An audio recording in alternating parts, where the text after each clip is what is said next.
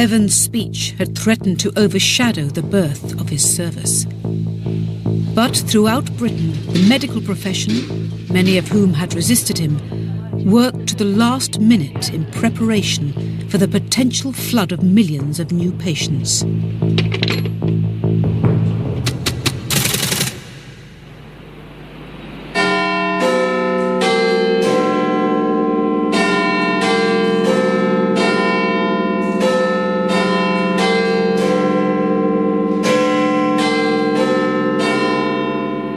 The time had come. Finally, on the stroke of midnight on July the 5th, Bevan's dream became a reality.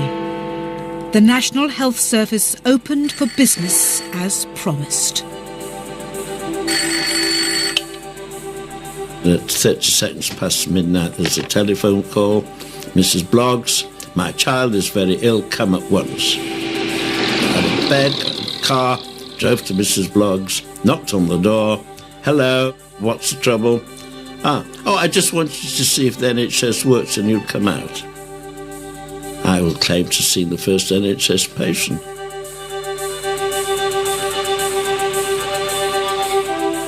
That morning, all over the country, 50 million Britons woke up to a new world of free healthcare for the masses.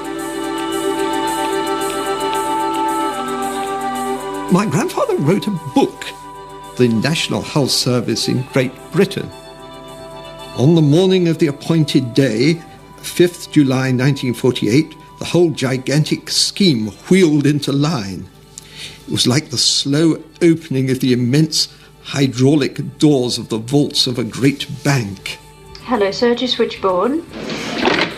Hello, outpatient appointments. Yes, you could see Dr. Midgley this afternoon at 2:20 or one of the other doctors this evening.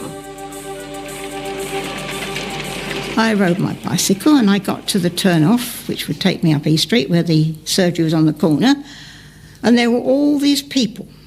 There must have been 30, 40 people all queuing up to go in. So I opened the door with trepidation, I might tell you, and ran up the stairs like a bat out of hell before these people followed me up. It was quite frightening, I'd be perfectly honest, because I didn't know what was going to happen. I hadn't got a clue. Our little waiting room was full to overflowing, and we got people on the landing and down the stairs.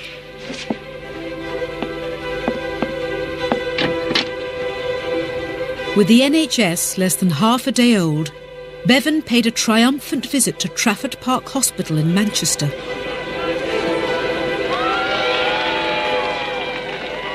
I don't think these days you'd see the excitement that happened on that day.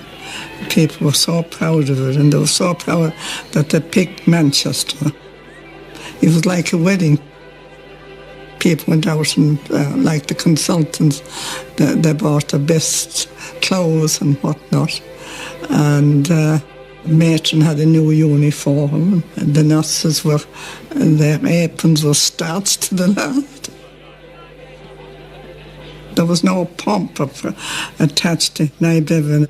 He didn't miss anybody out and smiled all the time and didn't appear to rush anything. And if he missed anybody out, he went back to shake hands with them. They couldn't believe that a minister could behave as normal as he did. Everybody was waving banners and thought that that the Lord had come nearly. Yeah. Bevan toured the hospital like a proud father. He stopped off at the bedside of a 13-year-old patient, Sylvia Diggory, and posed for an historic photograph that came to symbolise everything he had fought for. So many of the opponents to the NHS had given him very bad publicity. So I suppose, in a way, I was expecting somebody who would be rather like a typhoon descending on us, you know, rather full of his own importance. He was charming, absolutely charming. He had a very nice, lilting voice. He spoke to me, you know, not as a child. There was no speaking down. He was pleasant to everyone, and he was absolutely euphoric. He'd a very happy man. Against all the odds, Bevan had delivered. both on his 6-month timetable and on the basic promise of the NHS. Comprehensive healthcare for every person in Britain was now completely free, from the simplest ailment to the most urgent surgery.